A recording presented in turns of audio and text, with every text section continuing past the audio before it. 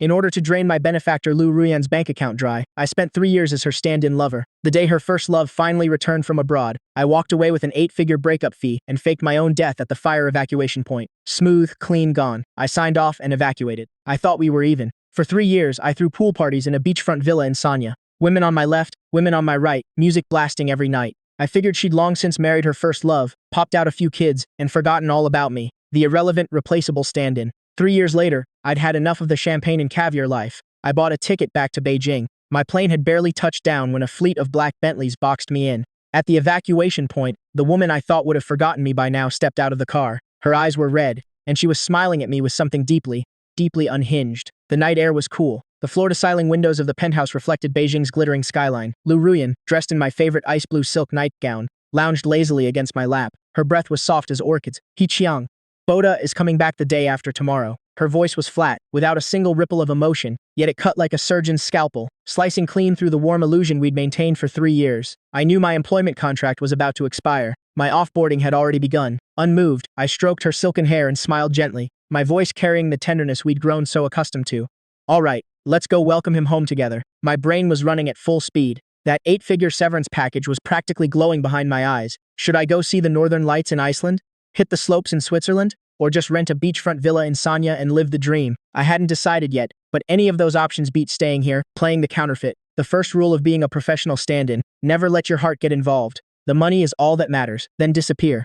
For 3 years, I played the role of her devoted man. I accompanied her to every social event, fended off schemers and sycophants alike. I played the part so well that sometimes even I almost believed it. But the bank balance in my pocket was always there to remind me, this was nothing but a transaction. I traded my time and my acting skills for her money. She purchased emotional value and companionship, and now the transaction was over. The welcome home banquet was packed with celebrities and socialites. Lu Ruyan had changed into an immaculate white haute couture gown, fully restored to her usual form. The cool, aloof, #1 debutante of Beijing. Surrounded by admirers, she was like an untouchable snow lotus atop a mountain peak, and the man named Boda stood beside her as if it were his birthright. Poised, polished, every inch the rightful host. They did look good together. A perfect match. Equal in looks, equal in status. Not like me, a weed that crawled out of an orphanage. I leaned against a corner with a glass of champagne, bored out of my mind, like an outsider watching a movie that had nothing to do with me. Boda finally found a gap in the crowd and walked over, champagne in hand. His lips curled into a victor's smile, his eyes brimming with condescension and contempt. Fake. He kept his voice low enough that only the two of us could hear. Did you have fun these 3 years? Time to crawl out of my territory. You'd better change your name, change your face, and keep a very low profile. Otherwise, I'll kill you.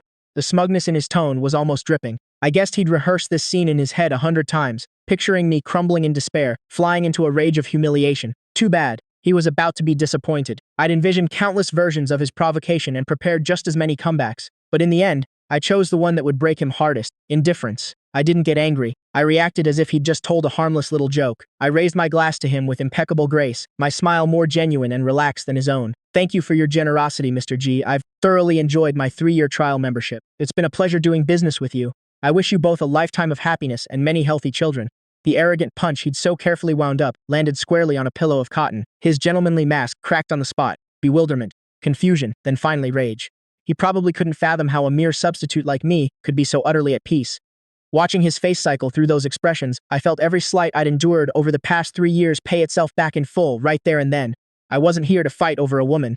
I was here to complete my exit interview and catch a clown show on the side. Just as Boda stood there, fuming, speechless, a corner of the banquet hall suddenly erupted in thick smoke. Fire alarms shrieked. Elegance dissolved into panic in an instant. Screams, wails, guests scattering like headless flies. Watching the sudden chaos unfold, the first thought that flashed through my mind wasn't escape. It was, the universe is doing me a favor. My perfect exit strategy had just walked through the door. Fire evacuation point activated. Out of the corner of my eye, I caught a glimpse of Boda. A heavy decorative frame, toppled by someone in the panic, had crushed his leg. He was on the ground, writhing in agony, flames rapidly spreading around him. Not far away, Lu Ruyan was being physically held back by others, screaming her lungs out like a woman possessed. Her mouth kept repeating 2 words, but I couldn't make them out. I thought about it for a moment, probably calling out Boda. Boda, the voice was desperate, helpless. I took a deep breath, not for love, for a perfect, spotless ending to my career as a stand-in. I turned against the fleeing crowd and charged into the thick smoke. Under the scorching blaze, I dragged the semi-conscious Boda out like a sack of potatoes and dumped him at the nearest emergency exit. To the people rushing toward me, I shouted, "Get him to safety, now." Then, without another glance at Lu Ruyan, I slipped out through an unguarded back door and vanished into the Beijing night, never looking back. I thought to myself, Lu Ruyan, this is my final gift to you. From now on, we're even. Don't ever cross paths with me again. 1 week later, Haetang Bay, Sanya. I was sprawled comfortably on a beach chair outside my private ocean view villa, staring at the long string of zeros on my mobile banking app. Every breath of air I inhaled tasted sweet with freedom. The first thing I did was call the party planning agency. I want to throw a party. The budget. I grinned into the phone. No budget. Go wild. I want the whole Atlantis resort to hear the music from my villa. Solving problems with superpowers. Simple, effective, brutal. My life officially switched into heaven mode, the kind every man dreams about. Mornings. Waking up in a soft king-size bed facing the sunrise over the ocean. Late mornings. Cruising the coastal highway in a rented Ferrari, the sea breeze billowing through my shirt. Noon. Lounging under a massive parasol. On my left, a long-legged model in a barely there bikini carefully peeling chilled lychees and feeding them into my mouth. She asked if they were sweet. I looked at her and said, "You're sweeter than the lychee." She giggled and nestled her head against my shoulder. On my right, a streamer girl with a honey-sweet voice was gently massaging my shoulders, cooing adoringly, "Brother you really know how to enjoy life." The pool was filled with gorgeous women I'd invited from all over the country, their laughter as pleasant as the chime of silver bells. I put on my shades, downed a gulp of ice-cold beer, and took in the view, the endless blue sea, the golden sand, the swaying beauties. This, I thought, was what living actually felt like.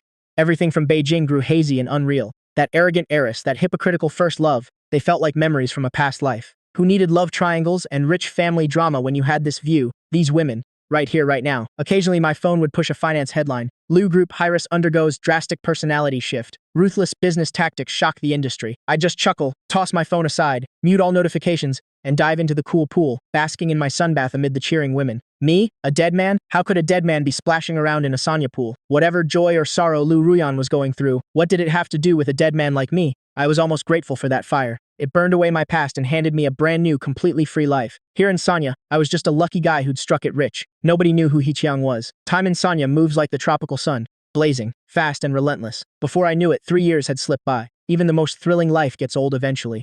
One day, when yet another smoking hot streamer girl batted her lashes at me and cooed, "Hey handsome, free tonight? Want to explore life together?" For the very first time, I felt a wave of genuine, bone-deep boredom. My hands were cramping from applying sunscreen on all these women. My eyes were numb from hosting pool parties. Turns out, even the most extreme hedonism can leave you feeling hollow. My bank account kept growing, but my happiness didn't. I found myself suddenly missing autumn in Beijing. 3 years is more than enough time for anyone to forget a relationship, to forget a person. I naturally assumed Lu Ruyan had long since flown off into the sunset with her first love. Even a first love with a broken leg was still a first love. A substitute like me, burned to ash and gone, should have been wiped clean from her memory by now. So on yet another dull afternoon, I casually used my real name, Heqiang, and booked a flight back to Beijing. I figured, what was the harm in going back for a visit? Call it a nostalgia trip. The plane landed. The moment my feet touched Beijing soil, the familiar scent in the air gave me a brief moment of vertigo. 3 years, and this place hadn't changed a bit. Lugging my simple carry-on, I soaked in the long-missed urban atmosphere and stepped out through the VIP exit. Before I could even pull out my phone to book a ride, dark figures closed in from both sides like lightning, suited up, stone-faced, clearly professionals. Bodyguards. My heart slammed against my ribs. This wasn't a welcome party. This was an ambush. I reacted fast, instinctively fighting back. 3 years of surfing, diving, and hitting the gym in Sanya had put me in better shape than ever. But these guys were trained, and they had numbers. The moment I moved, 2 of them grabbed my arms and locked me in place. Before I could do anything useful, a cloth reeking of chemicals pressed hard against my nose and mouth from behind. My struggle turned useless. The last thing I registered before my consciousness faded was a pair of high heels, painfully familiar high heels, stopping directly in front of me. They were the birthday gift I'd given Lu Ruyan, a global limited edition. She'd loved them, worn them countless times. When I came to, I found myself lying on an impossibly soft bed, but the cold sensation around my wrist and the accompanying clink snapped me fully awake in an instant. A silver chain, gleaming under the light, bound my wrist tightly to the hand-carved brass bedpost. I tested the chain. It clinked crisply, a cheerful little reminder of my current situation. I looked around, this lavish, achingly familiar bedroom. Every decoration, every piece of furniture made my scalp prickle. This was the master bedroom of the villa where Lu Ruyan and I had lived together for 3 years. Everything was exactly as it had been before my death. Even the half-read book on my nightstand was still in the exact same position. The door creaked open. Lu Ruyan walked in. She was so much thinner than 3 years ago. Her face, barely the size of a palm, was deathly pale, bloodless, her chin so sharp it looked dangerous. But those eyes, once cool and clear as the moon, now burned with a feverish, almost pathological intensity I had never seen before. It was a possessiveness that ran bone-deep, like a starving wolf locking eyes on its prey in the dead of night. She walked toward the bed step by step, her heels silent on the hand-woven rug, yet somehow landing like lead weights on my heart. She leaned down, her cold fingers, trembling ever so slightly, traced my cheeks, my brows, my eyes, as if verifying that a priceless treasure once lost had truly been found again. Heqiang. Her voice was so hoarse, so wrecked, carrying 3 years of suppressed sobs and madness. I finally found you. I forced myself to stay calm, pushing down the shock and unease. I spoke with as much composure as I could muster. Liu Ruyan, what is the meaning of this? Unlawful detention is a crime. She heard my words and suddenly laughed. The laughter was piercing, hysterical, saturated with endless grievance and resentment. A crime? To find you, I turned all of Beijing upside down. Everyone said I'd gone insane. I offered a 1 billion yuan reward. I pulled every connection I had. I slept less than 3 hours a night, all to find proof that you were still alive. And you? She whipped out her phone. The screen lit up and started playing a video. There I was, shirtless, messing around with a bikini-clad girl by a pool in Sancha. I picked her up and tossed her into the water, then jumped in laughing after her. Bright sunshine. Bright smiles. The background was deafening music, and the cheers of countless young men and women. Then the screen started scrolling through photo after photo. Me drinking with a girl on a yacht, me hugging a social media influencer for a selfie in a sports car, me rubbing sunscreen onto a model on the beach. In every single photo, I was grinning ear to ear. While you were living it up in Sanya, surrounded by all those pretty girls, she leaned in close, so close her warm breath, tinged with madness, ghosted against my ear. She spoke slowly, deliberately, as if carving each word into stone. I searched for you for 1,095 days. Every single one of them felt like burning in hell. And you? You spent 3 years out there living your best life. He Chiang. This time, even if it's a crime, I will never let you leave again. The cold chain clinked crisply with her movements. I tried to struggle, but the custom-forged chain didn't budge. Instead, it bit into my wrist, leaving a ring of red marks. This chain had clearly been prepared with great care. Liu Ruyan sat at the edge of the bed. She didn't say a word. She just kept staring at me with that obsessive, dangerous gaze, tracing every contour of my face inch by inch, as if she wanted to swallow me whole with her eyes. That suffocating silence was more terrifying than any scream. I decided to go on the offensive. Break this eerie quiet. Suppressing the unease in my chest, I demanded coldly, "What exactly do you want? Let me go. And what about G. Boda? Shouldn't you be taking care of your precious first love? What are you doing, kidnapping a substitute like me?" I dropped that name deliberately. I wanted to provoke her. I wanted to see her lose control. At the mention of G. Boda, the venom and hatred that flared in Liu Ruyan's eyes were almost tangible. She let out a cold laugh, her tone dripping with undisguised contempt. Him? An out-and-out fraud. A piece of garbage who should have gone to hell a long time ago. She picked up a remote and turned on the giant projection screen across from the bed. The screen lit up, showing a man slumped listlessly in a wheelchair. His eyes were hollow, his face gaunt and haggard, stubble covering his chin. He wore a washed-out hospital gown. It was G. Boda, the same G. Boda who had been so full of himself 3 years ago. But the man on the screen looked like a derelict vagrant. Not a trace of his former self remained. 3 years ago, everyone told me you died in that fire. Liu Ruyan spoke as if she were narrating some trivial matter that had nothing to do with her, but her eyes were locked onto me, hunting for the slightest flicker of expression on my face. All they found at the scene was a charred cufflink. They said the comparison confirmed it was yours. I didn't believe it. Later I had someone break his legs. She paused. Every word hit my heart like a shard of ice. Her tone was terrifyingly calm. I kept thinking, why couldn't he have been the one to die? Why did it have to be you? My pupils contracted violently. A chill shot from the soles of my feet straight to the top of my skull. I had risked my life to save him, and she had destroyed him with her own hands, because of my death. This woman had truly, utterly lost her mind. Staring at the wreck of G. Boda on the screen, I felt genuine fear of Liu Ruyan for the first time. She seemed pleased by my shock. A sickly smile curled at the corner of her lips. She continued pouring out the secrets of the past 3 years, her madness undimmed. You know what? He was never some devoted childhood sweetheart. He'd been married with kids abroad for years. A wife, several children, the whole package. He came back to China because he had his eye on my family's money. He wanted to play both sides, stringing me along like a fool. She suddenly gripped my chin, forcing me to meet her gaze. Her eyes were bloodshot, brimming with grievance and indignation. And you, my He Chiang, you threw yourself into that fire to save him without a second thought. Did you think he mattered more than me, too? Did you think it was only natural that I should choose him over you? Tell me the truth. Her nails dug deep into my chin. The pain kept me lucid.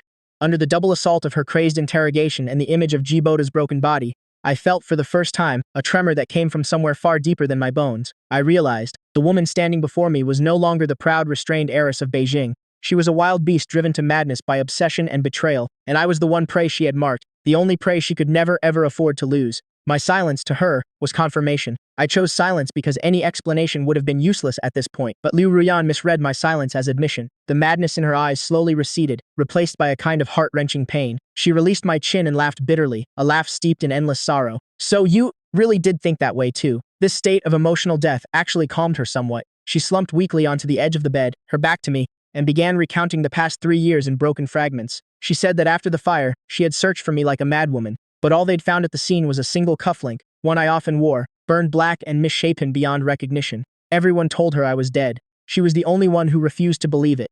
She mobilized every connection the Liu family had, launching a nationwide dragnet with the single-minded obsession of a paranoid. She tracked down every man in the country named He Chiang. She combed through unidentified corpses. She even hired private investigators to visit the orphanage where I'd grown up and the university I'd attended, trying to unearth any scrap of a clue from my past.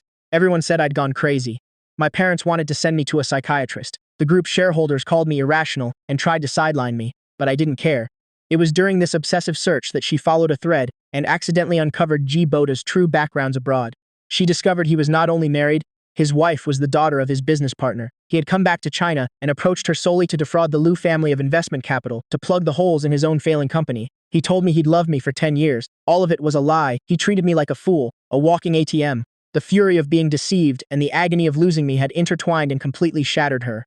On a stormy night, with thunder crashing and lightning splitting the sky, she had her men corner G. Boda just as he was about to flee to the airport. I wanted him to know what it feels like to lose the thing you treasure most. She turned her head to look at me, her eyes holding a strange mix of childlike innocence and adult cruelty. So I destroyed him. I listened to all of this, my throat dry. I finally found my voice again, and it came out hoarse.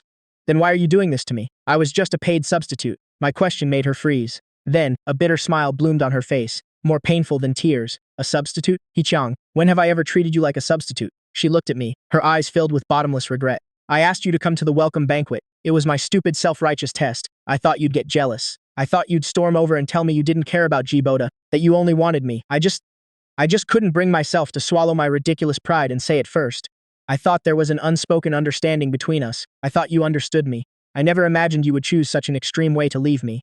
Her voice trembled. Tears finally slipped down her cheeks, beyond her control. I only wanted you to be jealous for me, just once, and you chose to die just to prove a point, so that was it. Her pride had refused to let her be the first to bend. She had orchestrated what she thought was a romantic test, and in doing so, she had single-handedly ignited a catastrophe that dragged everyone into the abyss, and my death had been the final straw that broke her completely. I stared at her pale face and the tears rolling down it. A complex swirl of emotions churned in my chest. Amidst the fear, there was something else, something ineffable, a mixture of shock and a strange, aching tenderness I couldn't quite name. I had always believed she didn't love me.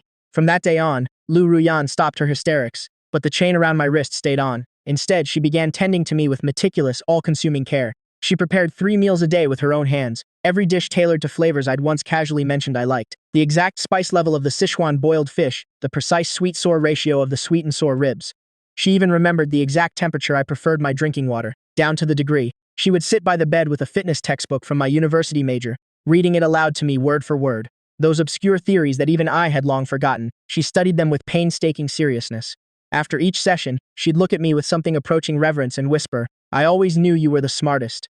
Darling, you're the one who can help me hold up the Lu group. You're the blessing in my life." She started using the word darling, casually, naturally, as if we'd been a legally married couple for years. The term made my skin crawl, but I couldn't bring myself to argue. I began to protest, the only form of resistance left to me. I thought she'd explode, go crazy like before, but she didn't. She just held a bowl of carefully simmered congee and sat stubbornly at the bedside. I closed my eyes and ignored her, and she simply sat there, silent, from day into night. When the food went cold, she'd go reheat it and come back to wait. When I was finally so famished my stomach cramped and my head swam, she spooned the warm congee to my lips, her gaze gentle yet stubborn. "Just a little, okay? Just a little. If you won't eat, I won't eat either." Her voice carried a plea.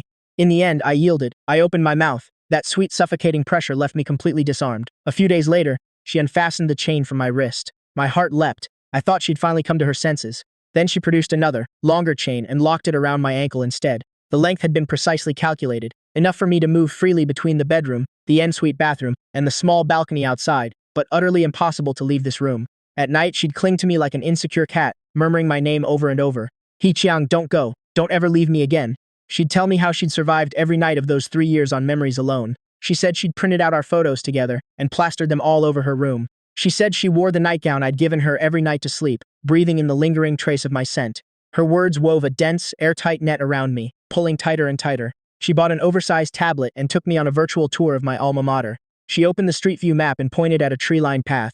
I went there later, in secret. After you graduated, I walked every path you ever walked on campus. I tried to picture what you looked like back then. Were you frowning like you are now, with that perpetually irritated expression? I sat in silence, watching her performances, while internally I coldly calculated my odds and escape routes. But the villa's security system was top tier. Every window was laced with invisible infrared alarms. All my electronic devices had been confiscated. This place was an inescapable trap. I deliberately knocked over a bowl of scalding soup at dinner, trying to provoke her, trying to force a crack in her composure. The hot liquid splashed all over her hand, instantly turning the back of it bright red. She flinched from the burn, but didn't make a sound. She just crouched down silently and cleaned up the mess on the floor. Then she raised those red-rimmed eyes to me, her voice sinking to the lowest depths of humility.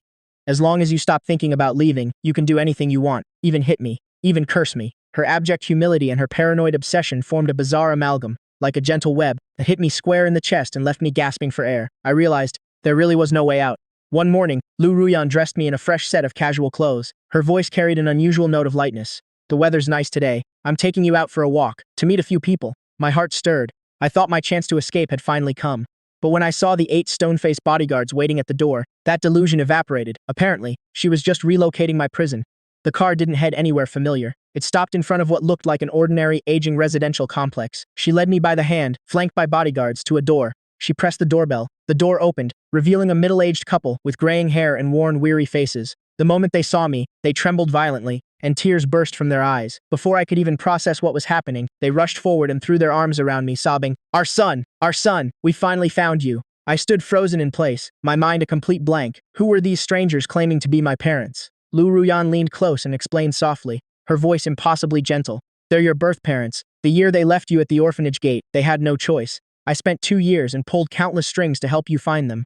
I was swept up in the embrace of these strangers, who clung to my hands and poured out the bitterness and helplessness of those long ago years. They said they had searched for me for so long, living all these years in guilt and longing. This sudden, crashing wave of family ties left me completely disoriented. And what caught me even more off guard was the way they grabbed Lu Ruyan's hands, calling her wonderful daughter-in-law, again and again, gratitude pouring out of them. Ruyan, thank you truly. If it weren't for you, we would have gone our whole lives without seeing our Aqiang again. Aqiang, you must treat Ruyan well. Don't you dare let down such a wonderful girl. This double layer of emotional blackmail nearly suffocated me. What could I say? Tell them, your wonderful daughter-in-law is insane. She kidnapped your son? They would never believe me. Leaving the house, the car drove toward the outskirts of the city. When I saw that familiar, dilapidated orphanage gate, my heart convulsed. This was where I grew up. But the orphanage before me was nothing like the one in my memory. It had been renovated into a bright, clean 3-story building with a brand new track and playground equipment on the field. The plaque at the entrance was clearly engraved with, "Donated by Ms. Lu Ruyan." Many of the aunties who had once cared for me were still there. They gathered around me, startled and overjoyed. "Aqiang, you're not. You're alive? Oh, this is wonderful, just wonderful." They chattered over one another, praising Lu Ruyan's beauty and kindness.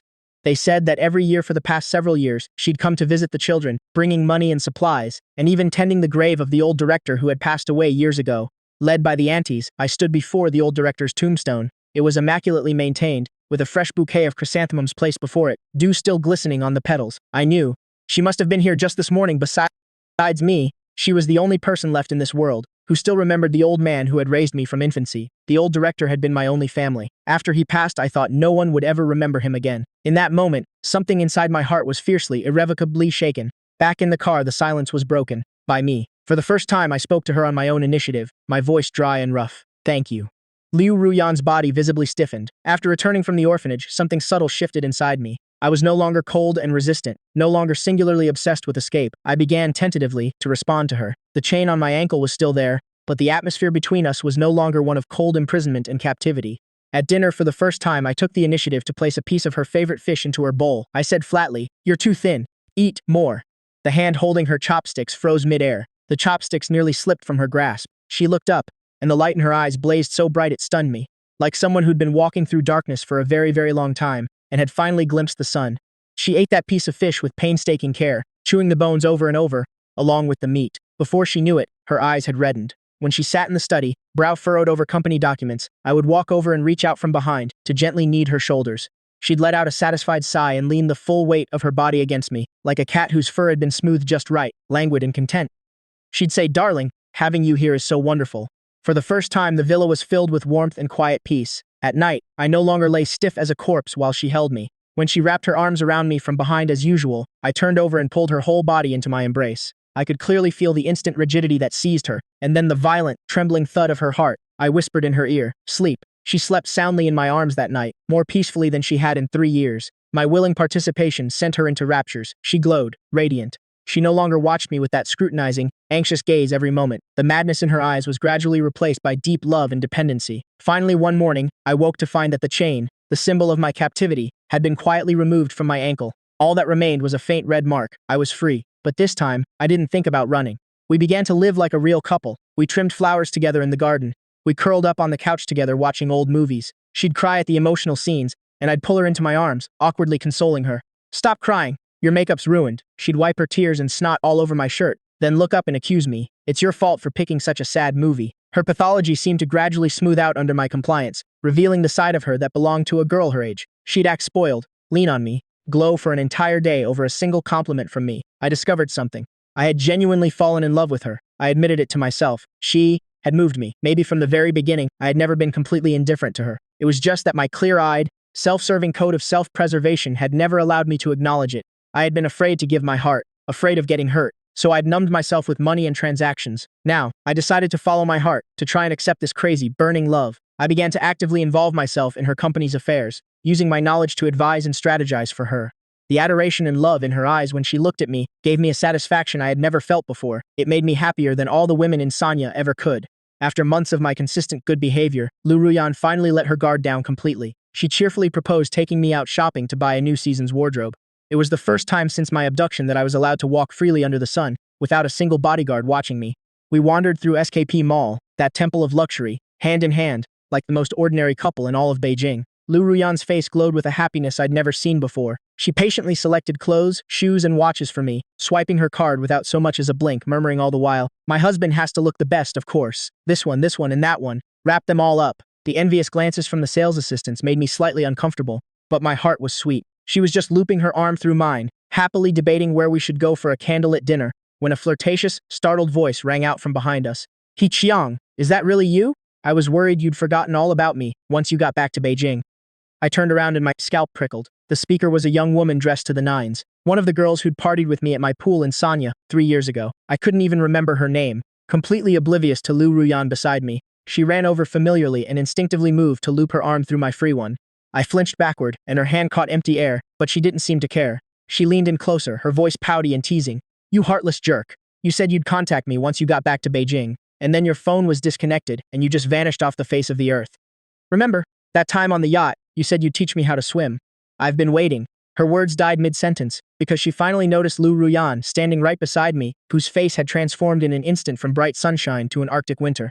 Every trace of her smile had vanished. The temperature dropped to absolute zero. Lu Ruyan's hand, still linked around my arm, squeezed so hard her nails nearly punctured my skin. I could feel her body trembling. All the happiness and tenderness drained from her face, replaced by 1,000 miles of frozen tundra and the crushing pressure of an approaching storm. She stared at the awkward, terrified socialite with a gaze that could flay her alive. Then she turned her head to look at me, enunciating each word with surgical precision. "Who is she? A yacht? Teaching her to swim?" Each word sounded like it had been pried from between clenched teeth. The sweet, warm atmosphere from moments ago shattered in an instant. The very air seemed to freeze solid. The socialite had turned white as a sheet under Lu Ruyan's presence, stammering, "No, Miss Lu, you've got it wrong. We were just..." Lu Ruyan ignored her completely. She grabbed my hand and strode toward the parking garage without a backward glance.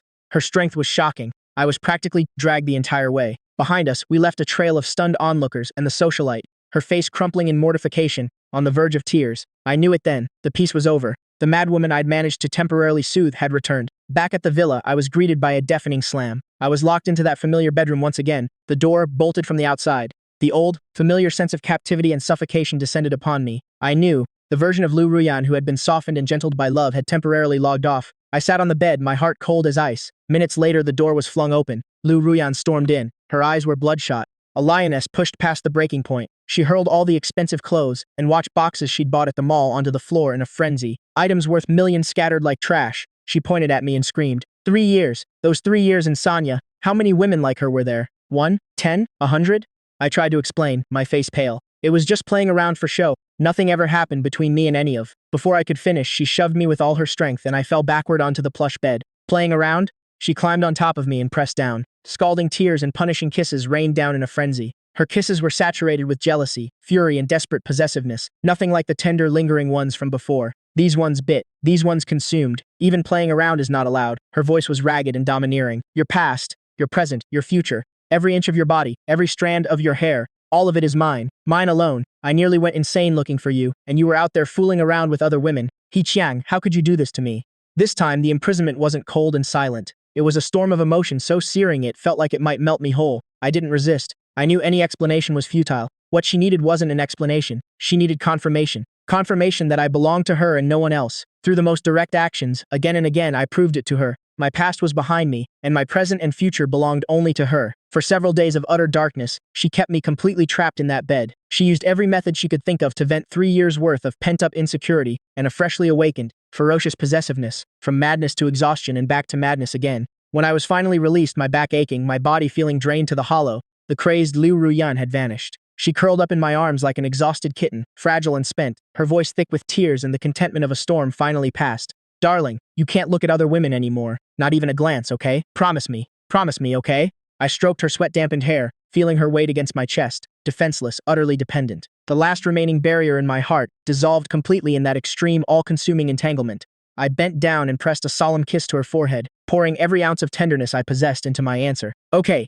In that moment, I willingly and wholeheartedly accepted this mad, burning love, and resolved to spend the rest of my life protecting it. Holding her close, I whispered, Ruyan, let's get married. She froze in my arms. Then she burst into the loudest sobs. They were sobs of joy. Not long after, we held a grand wedding that sent shockwaves through all of Beijing. At the ceremony, I made my official debut as executive president of the Liu Group, taking on the weight of the entire business empire for her. She had just tested positive and was already pregnant. I transformed from a carefree wanderer into the decisive, sharp-edged President he everyone talked about. Endless meetings, endless documents, but I took it all willingly.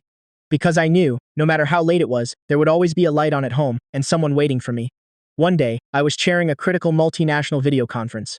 A merger deal worth billions was on the table. The atmosphere in the conference room was solemn. The foreign executives on the screen sat stiff and attentive. The door to the conference room swung open. Liu Ruyan walked in, dressed in a loose maternity dress, her belly just beginning to show. She strode directly up to me and handed me a folded lab report. Puzzled, I took it and called for a 10-minute recess. The moment I registered what was on the report, my whole body went rigid. HCG positive. Liu Ruyan leaned in close to my ear, a smug smile on her face, and, directly into the still-active microphone, loud enough for everyone to hear, announced blissfully, President He, congratulations, you're going to be a father. On the screen, the executives stared at each other. Then, one by one, knowing grins spread across their faces, and they scrambled to excuse themselves. Oh, President He, congratulations. I just remembered I have an urgent email to reply to. Yes.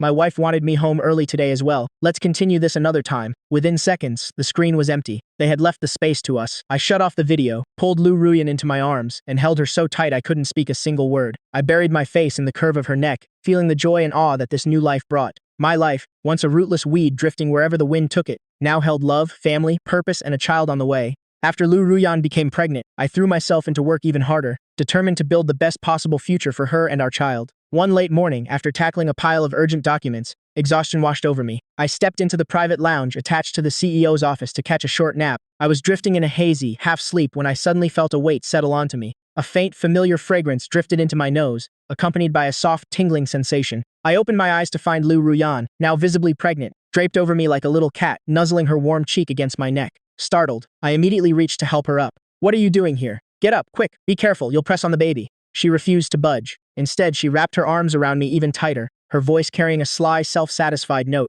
Curious how I got in. She pulled a black special access keycard from her pocket and dangled it in front of me. I have the master key to every door in your office. She gave a little huff and continued. I was worried that if I wasn't around, that new little fox of a secretary, the one with the chest bigger than mine, might sneak in and seduce you while you were sleeping. A tiny, adorably jealous note colored her voice. I laughed despite myself and reached up to dotingly flick the tip of her nose. What nonsense are you talking about? This office has always been yours. You can come in whenever you want. Of course you have a key. I held her waist, helpless. I'm just curious. Why are you lying on top of me in this position? Aren't you afraid of squashing our little one? Liu Ruyan nuzzled contentedly against my chest, utterly unapologetic. I asked the doctor. This position is fine. I missed you. And the baby only behaves when I'm holding you. No kicking. She leaned down and planted a light kiss on my lips. You're my personal body pillow. No one's taking you away. I smiled, helpless, blissful. I adjusted my position to make her more comfortable, then wrapped both arms around her, holding her and our unborn child close. Outside the window, a sea of city lights stretched into the distance, and among them, one of those lights was mine. The end.